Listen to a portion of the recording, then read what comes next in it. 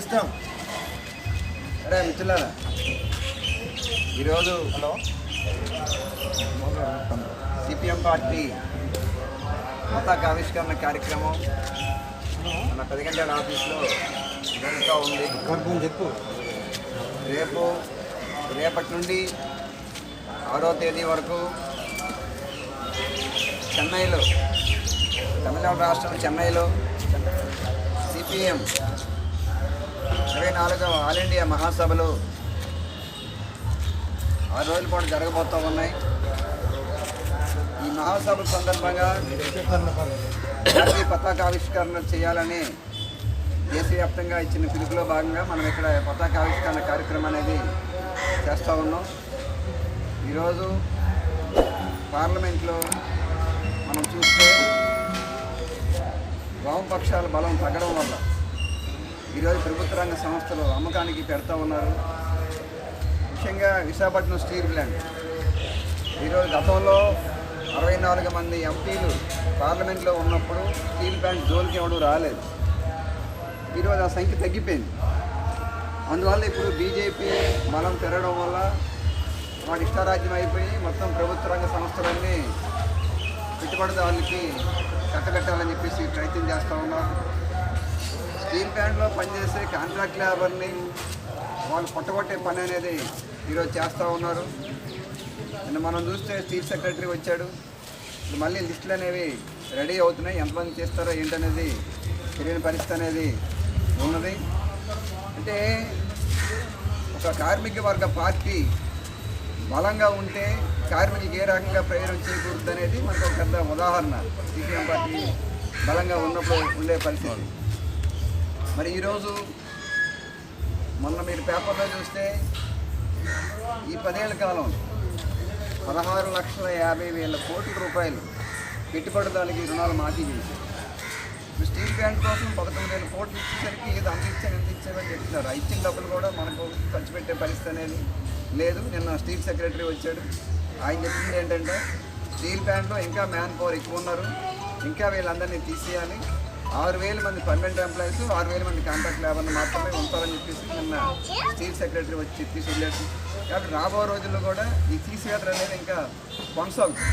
అందుకని ఇటువంటి పరిస్థితుల్లో మనకి కలిసి వచ్చే రాజకీయ పార్టీలు ఏవి మనకి ఈరోజు కూటమి పార్టీ ప్రభుత్వం కానీ వాళ్ళు ఎవరు కలిసి వచ్చే పరిస్థితి, వైఎస్ఆర్ కానీ ఎవరు మనకి అనుకూలంగా వచ్చే పరిస్థితి లేదు. అందుకని ఈ నేపథ్యంలో మనం ప్రజల్ని, కార్మికుల్ని ఐక్యం చేసి పోరాటాలు ఉధృతం చేసి స్టీల్ ప్లాంట్ రక్షించుకుంటేనే, ప్రభుత్వ రంగంలో కాపాడుకుంటేనే మనకి ఉపాధి సమస్య అనేది ఉంటుంది. అందుకని ఈ నేపథ్యంలో మన ఈ పతాకావిష్కరణ సిపిఎం పార్టీ మహాసభలకి చాలా ప్రాధాన్యత అనేది ఉన్నది.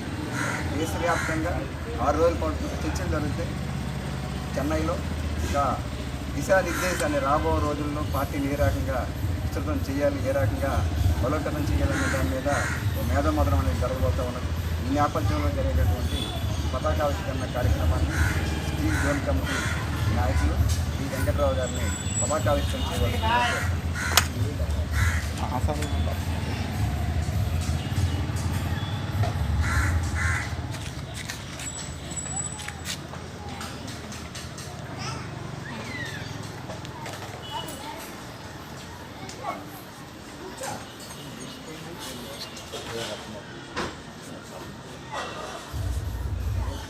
Salute. Order. Salute. Order. Salute. Order. जिंदाबाद सीपीआईएम. जिंदाबाद जिंदाबाद. जिंदाबाद सीपीआईएम. जिंदाबाद जिंदाबाद. जिंदाबाद सीपीआईएम. जिंदाबाद जिंदाबाद. जयप्रदं చేద్దాం సిపిఎం పార్టీ జాతీయ మహాసభలను. జయప్రదం చేద్దాం. జయప్రదం చేయండి సిపిఎం పార్టీ జాతీయ మహాసభలను. కాపాడుకుందాం ప్రభుత్వ రంగ సంస్థలను. కాపాడుకుందాం ప్రభుత్వ రంగ సంస్థలను. జిందాబాద్ సిపిఎం. జిందాబాద్ జిందాబాద్. వర్ధిల్లాలి కార్మికుల ఐక్యత. వర్ధిల్లాలి ప్రజా పోరాటాలు. వర్ధిల్లాలి ప్రజా పోరాటాలు. చూస్తున్నాం, ఇది 3వసారి బీజేపీ ప్రభుత్వం. ఎలక్షన్ ముందైతే మేము వస్తే 400 సీట్లు వస్తే రాజ్యాంగాన్ని మారుస్తూ ఉన్నారు. ఒక 2-3 ముఖ్యమంత్రులు ఉన్న పెద్ద నాయకుడు కూడా. సో ఈ పరిస్థితుల్లో వాళ్ళు అంటే ఎంత ముందుకెళ్తున్నారో అనేది మనం అర్థం చేసుకోవాలి. వాడు నినాదం ఎంతసేపు దేవుడు మరో జన్మ ఇది అనుకుంటూను ప్రజల్ని మభ్యపెట్టి వాడు ముందుకెళ్తున్నాడు. మనం ప్రజల్ని కార్మిక వర్గాన్ని ఐక్యం చేసుకొని ముందుకెళ్ళకపోతే రాబోయే కాలంలో మళ్ళీ ఏదైతే ఉందో బానిస సమాజం, ఆ సమాజంలోకి ప్రజల్ని తీసుకెళ్ళి బానిసలుగా చేసే రాచరికాన్ని వాళ్ళు తీసుకురావడానికి ప్రయత్నాలు చేస్తున్నారు. దాన్ని అడ్డుకోవాలి అంటే మనం బలోపేతం అవ్వాలి, ప్రజల్ని కార్మిక వర్గాన్ని బలోపేతం చేయాలి, చేసి ఈ పోరాటాలను ముందుకు తీసుకెళ్తేనే కానీ బీజేపీని అడ్డుకోగలం. ఆ రకంగా మనందరం ఈరోజు రేపు 2వ తారీఖు నుంచి జరుగుతున్న మహాసభలో పార్టీ కూడా ఆ రకమైన డైరెక్షన్ తీసుకుంటుందని ఆశిస్తున్నాను. ఆ రకంగా ప్రజల్ని ఎక్కువ శాతం సమీకరించి ప్రజా పోరాటాల ద్వారానే ఆ నిర్ణయాలు వెనక్కి నెట్టగలిగితేనే మనం ముందుకెళ్ళగలం. ఈ ప్రజలు బ్రతుకుతారు. ఈ బానిస సమాజం అంటే లేదంటే వాళ్ళు ఏదైతే అనుకున్నారో మన ధర్మాన్ని తీసుకొచ్చి ప్రజల్ని బానిసలు చేయాలని చూస్తున్నారు. కాబట్టి దానికి వ్యతిరేకంగా పోరాటాలు పెద్ద ఎత్తున చేయాలి. మహాసభలో పార్టీ కూడా నిర్ణయాలు తీసుకుంటుందని ఆశిస్తూ నాకు ఈ అవకాశం ఇచ్చిన అధ్యక్షుల వారికి ధన్యవాదాలు తెలుపుతూ వెళ్తాను. సరే కామ్రేడ్స్, మహాసభల యొక్క ప్రాధాన్యత చూశారు. మదురైలో 24 ఆల్ ఇండియా మహాసభలు అనేది రేపు నుంచి స్టార్ట్ అవుతుంది. దాన్ని సూచంగా మొత్తం అన్ని ప్రాంతాల్లోనూ కార్యాలయాల్లో కూడా పార్టీ పతాకావిష్కరణ చేయాలని పార్టీ నిర్ణయం చేసింది. అందులో భాగంగా మనం ఈ ఆఫీస్ దగ్గర కూడా చేస్తాం. అయితే మనకి దురదృష్టవశాత్తు ఈ రాష్ట్రంలో ఉన్నటువంటి కూటమి ప్రభుత్వం మొత్తం ఇక్కడ ఉన్నటువంటి ప్రజా సమస్యలు, ప్రజలు ఎదుర్కొన్న సమస్యలు ఎక్కడా కూడా హైలైట్ చేయట్లేదు. అసెంబ్లీలో చూడండి, వాళ్ళు ఇక్కడ ఉపన్యాసాలు చూడండి, అంతా విభజించి పాలించే పద్ధతిలోనే చేస్తున్నారు. ఒకప్పుడేమో నేను అంతర్జాతీయ కమ్యూనిస్టు పార్టీ అయిన చెగువేరా బొమ్మ పట్టుకుంటున్నటువంటి జనసేన ఈరోజు ఒక పచ్చి మితవాద పార్టీతో ఇప్పుడు చెప్పారు ఆయన ఎంత మితవాదం అని చెప్పడానికంటే బానిసత్వం ఏదైతే ఉందో ఆ బానిసత్వాన్ని మళ్ళీ తీసుకురావడానికి బీజేపీ ప్రయత్నం చేస్తుంటే ఆ బీజేపీ పంచం చేరి ఈరోజు జనసేన రకరకాల వేషాలు వేస్తున్నారు. దానికి తోడు ఇక్కడ మాకు లౌకిక పార్టీ అని తెలుగుదేశం పార్టీ తిరుగుతున్నటువంటి తెలుగుదేశం ఈరోజు పచ్చి మితవాద పార్టీతో ఎలియన్స్ అయ్యి మొత్తం రాష్ట్రంలో ఉన్నటువంటి ప్రజానీక సమస్యలు పక్కదారి పెట్టించి ఏదైతే గతంలో వైఎస్ఆర్సీపీ చేసినటువంటి వ్యతిరేక విధానాలు యాజిటేజ్గా వీళ్ళు అమలు చేస్తున్నారు. ఇక తేడా ఏముంది తెలుగుదేశానికి వైఎస్ఆర్సీపీకి? వాళ్ళు ఆస్తుల దగ్గర కాపాడుకోవడానికి ఏదైనా తేడా ఎక్కడా రాలేదు. ప్రజల సమస్య వచ్చేసరికి ఇద్దరు ఏకంగా దాడి చేస్తున్నారు ప్రజల మీద. వీడు ప్రైవేటీకరణ, విద్యుత్ ఛార్జీలు పెరిగేదానికి ఆయనేమో సెకీ ఒప్పందం చేశాడు. ఆ ఒప్పందం ద్వారా విద్యుత్ ఛార్జీలు ఈరోజు ప్రజల మీద ఎలాంటి రకరకాల రూపాల్లో భారాలు పడుతున్నాయి. ఎలాగంటే స్మార్ట్ మీటర్లు పెట్టి స్మార్ట్ మీటర్ల ద్వారా మొత్తం ప్రజానీకమైన విద్యుత్ భారాన్ని ఏ రకంగా చేస్తుందో మనకి అర్థమవుతుంది. ఫస్ట్ ఏం చేశాడు, మీటర్లందరికీ ఎవరికి షాపులన్నిటికీ ఇచ్చాడు. ఫస్ట్ ఎవడూ వ్యతిరేకించలేదు. ఈరోజు 2వ దశలో మొత్తం ఇళ్ళకి పెట్టాలని చూస్తుంది. ఆ ఇళ్ళకి పెట్టే మీటర్లో కూడా ఏంటి, అది ప్రోగ్రామ్ ఉంటుంది. నైట్ టైం ఎక్కువ వాడితే ఎక్కువ ఛార్జీలు ఉంటాయి, పగలు తక్కువ వాడటానికి కూడా దానికి తక్కువ ఛార్జీ. దీన్ని కీ సమయం అంటారు. కీ సమయం ఛార్జీలు అనేసి రాబోయే మీటర్లో మనకి పెట్టబోతుంది. కాబట్టి దీన్ని మనం పార్టీగా ఎక్కడ ఇండివిజువల్ ఇళ్ళకి పెట్టినా సరే మనం వ్యతిరేకించాలి. మనం పార్టీకి పెట్టారు, గాజువాక పార్టీ ఆఫీస్కి పెడితే పార్టీ ఎవరు లేనప్పుడు ఇళ్ళ దగ్గర పెట్టేసి వెళ్ళిపోతాడు. ఓపెన్గా ఉంటాయి మీటర్లు, తగిలించి వెళ్ళిపోతాడు. ఎవడు అడగక్కర్లేదు, ఏం లేదని. అది ఆఫీసులో చేశారు. గాజువాకలో 2-3 చోట్ల ఇళ్ళకి కూడా పెడితే మన నాయకులు వెళ్ళి తీవ్రంగా వ్యతిరేకించి దాన్ని తొలగించడం కూడా జరిగింది. ఈ అవకాశం ఉంది. మనకి ఏ ఒక్క అవకాశం ఉన్నా సరే మీటర్లు మాత్రం ఇళ్ళకి పెట్టకుండా వ్యతిరేకించేదానికి మనందరం ప్రజలు చైతన్యం చేసి ఈ ప్రభుత్వ విధానాలు, ఈ ప్రైవేటీకరణ విధానాలు తిప్పికొట్టకపోతే రాబోయే కాలంలో విద్యుత్ పోరాటం అనేది చాలా తీవ్రంగా ఉంటుంది. రాబోయే మనం 2000లో ఏ రకమైన పోరాటం చేసాం దాని ప్రకారంగా మనం చేయాల్సిన అవసరం ఉంటుంది. ఈలోగా ప్రజలు మనం చైతన్యం చేయవలసిన అవసరం ఉంది. ఈ మహాసభ యొక్క రేపు చర్చల్లో జరిగాయి కూడా ప్రైవేటీకరణ అనేది చాలా ప్రమాదకరం. ఇది ప్రజల యొక్క ఉపాధి, వాళ్ళ యొక్క భవిష్యత్తు కూడా నాశనం అయ్యే పరిస్థితి ఉంది. కాబట్టి దీనికి వ్యతిరేకంగా మనం ప్రజల్లో తీసుకెళ్లాలనేసి విజ్ఞప్తి చేస్తూ విశాఖపట్నం స్టీల్ ప్లాంట్లో మన పరిస్థితులు రోజుకి కేంద్ర ప్రభుత్వం, రాష్ట్ర ప్రభుత్వ విధానాల వల్ల కార్మికుల మీద ఏ దాడి జరుగుతుందో తెలుసు. ఈరోజు సిపిఎం పార్టీ ఈ మహాసభలో వాడవాడలుగా సిపిఎం పార్టీ మహాసభలో జయప్రదం చేయాలనేసి మన ఒక జెండాస్కారంతో ఉద్యమాలతో మనం ముందుకెళ్లాలని. ఈరోజు భారతదేశం మొత్తం మీద ఉపాధి భద్రత లేకపోతే దేశం ఎలాగో అభివృద్ధి అవుతుంది. అసలు దేశం ఉపాధి భద్రత ఉంటే ఉపాధి భద్రతలో నుంచే వచ్చిన ఆదాయాల నుంచి కొనుగోలు శక్తి పెరుగుతుంది. కొనుగోలు శక్తి పడిపోయినప్పటికీ కార్మికుడు ఏం ముందుకు వెళ్తుంది, దేశం ఏం ముందుకు వెళ్తుంది. కాబట్టి ఈరోజు ఈ దేశాన్ని, ఈ స్టీల్ ప్లాంట్ని అన్నింటినీ ఈ కేంద్ర రాష్ట్ర ప్రభుత్వాలు ఏం చేయాలనుకున్నదో అర్థం కావట్లేదు. ఇప్పటికైనా మన హక్కుల కోసం మన ఫ్యామిలీ కానీ మన ముందున్న కార్మికులకి అందరూ కూడా పెద్ద ఎత్తున మనం నిలబడితే తప్ప ఇదేమీ వెనకెళ్ళే పరిస్థితి లేదు.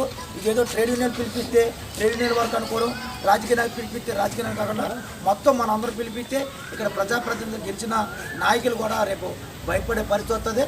మనం కూడా రాబో రోజుల్లో ఏరియాలోకి అడుగు పెడితే ఊరుకున్నది లేదని కూడా ఇంటింటికి పోస్టర్లు కొట్టాలి. ఎందుకంటే ఓట్లు వచ్చిన ఎమ్మెల్యే గారు, ప్రతిపక్ష నాయకులు ఏం చేస్తున్నారు, మీకు ఓట్లు వచ్చిన ఉపాధి భద్రత పోతుంటే మీరేం మాట్లాడలేదు అనేసి మనం అనేది వాయిస్ అనేది తీసుకురాకపోతే రేపు రాబో రోజుల్లో మాత్రం ఈ స్టీల్ ప్లాంట్ కావాలనే మూసేయాలన్నారు. ఆ మూసేయాలని దానికి మనం అడ్డుకున్నాం కాబట్టి ఇప్పుడు మనం తొలగించేసి మూసేయాలని ప్రాణంలో ఉన్నారు. కాబట్టి దీన్ని పెద్ద ఎత్తున పోరాటం చేయకపోతే మాత్రం మన ఉపాధి భద్రతకు మాత్రం గ్యారంటీ లేదనేసి ఈ సభముఖంగా తెలియజేస్తాం.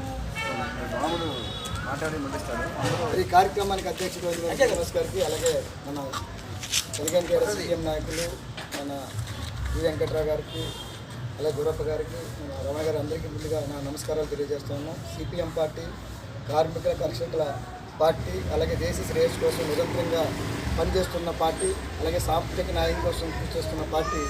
ఈ పార్టీ ఆదరించవలసిన అవసరం ఉంది. ఎందుకంటే ఈ మహాసభల్లో ప్రజలు ఎదుర్కొంటున్న సమస్యలు ముఖ్యంగా ఈ ఉపాధి సమస్య, ఉపాధి ఎక్కడికక్కడికి కోల్పోతున్నారు. అలాగే దేశంలో ఉన్నటువంటి ప్రజా ఆస్తులైనటువంటి ప్రభుత్వ రంగ సంస్థలు ఈరోజు బీజేపీ ప్రభుత్వం వచ్చిన తర్వాత, మూడోసారి గెలిచిన తర్వాత చాలా దుర్మార్గంగా ప్రైవేటీకరణ చేస్తున్నారు. ఒక పక్క కార్పొరేట్స్కి లక్షల కోట్ల రూపాయలు రాయితీ ఇస్తున్నారు. ఇటువంటి విశాఖపట్నం స్టీల్ ప్లాంట్ దీనికి ఏ విధమైన రాయితీలు ఇవ్వట్లేదు. ఏదో కంటితుడుపుగా 11,440 కోట్ల రూపాయలు ఇచ్చారు అంతే తప్ప దీనికి మైండ్స్ కేటాయించాలనే ఆలోచన లేదు. దీనికి ఎందుకు నష్టాలు వస్తాయనేది ఆలోచించి మైండ్స్ కేటాయించినట్లయితే మన ప్లాంట్ మంచి ఉత్పత్తి అనేది పెరుగుతుంది, కార్మికులు ఉపాధి కోల్పోరు. కానీ అటువంటి గవర్నమెంట్ కావాలని దీన్ని ప్రైవేటులకు అప్పచెప్పాలని చెప్పేసి ఈ మ్యాన్ పవర్ని తగ్గిస్తుంది. దీనికి వ్యతిరేకంగా మనం పోట్లాడుతున్నాం. మన సిఐటి యూనియన్గా ఇప్పటికే అనేక పోరాటాలు చేస్తున్నాం. అయినా మన శక్తి సరిపోవట్లేదు. ఏదైనా సరే రాజకీయంగా మనం పొలిటికల్గా బాగా ఇది అవ్వాలి. అందుకోసమే పొలిటికల్ మనల్ని నడిపిస్తుంది. ముఖ్యంగా మన జీవితాలన్నీ కూడా రాజకీయాలతో ముడిపడి ఉన్నాయి. కానీ ఇక్కడ మనం ఒక ఎమ్మెల్యేని పెట్టుకున్నప్పటికి కూడా ఇక్కడున్న జగ్గునాయని గెలిపించుకున్నట్టుంటే మన పోరాటం ఇంకా ఉధృతంగా ఉన్నది. ఎంతకో వరకు మనం స్టీల్ ప్లాంట్ కాపాడుకున్నాం. కాబట్టి ఏదేమైనప్పటికి కూడా మన పార్టీ అనేక నిర్ణయాలు తీసుకోబోతుంది. ముఖ్యంగా ప్రైవేటీకరణ ఆపాలి. అలాగే రైతులకు చట్టాలు ఏదైతే ఉన్నాయో ఆ చట్టాలు వెనక్కి తీసుకోవాలి. అలాగే కార్మిక చట్టాలు ఏది ఉన్నాయో అవి, అలాగే ఇప్పుడు విద్యుత్ సంస్కరణలు కూడా తీసుకొచ్చారు. వీటన్నింటినీ కూడా ఉపసంహరించుకోవాలని చెప్పేసి, అలాగే రోడ్ ట్రాన్స్పోర్ట్ చట్టాలు కూడా ఈరోజు డ్రైవర్ల మీద అనేక భారాలు వేస్తున్నారు. ఆ చట్టం వాళ్ళకు ఉరుగుతాడులాగా ఉన్నది. ఇవన్నింటినీ కూడా మహాసభల్లో చర్చించుకుని ఒక కార్యాచరణ ద్వారా పోరాటాలు రూపొందిస్తుంది. కాబట్టి భవిష్యత్తులో మన పార్టీ ఏదైనా ఈ కార్యాచరణ చేసిన పోరాటాల్లో మనందరం పాల్గొని ప్రజల చైతన్యం చేయడం తప్ప మరో మార్గం లేదు. కాబట్టి మన భవిష్యత్తు పోరాటాల్లో మీరందరూ కూడా పార్టీ పిలుపుల్లో పాల్గొని ఈ మన ఏదైతే మనం ప్రభుత్వ వ్యతిరేక విధానంలో వ్యతిరేకంగా పనిచేయడానికి కోరుతూ, అలాగే ఈ కార్యక్రమంలో పాల్గొన్నటువంటి మన కార్యకర్తలందరికీ కూడా పేరు పేరున ధన్యవాదాలు తెలియజేసుకుంటూ ఈ కార్యక్రమాన్ని ఇంతటితో ముగిస్తున్నాం.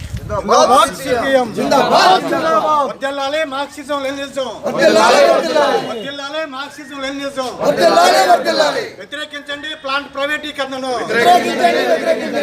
రక్షించండి.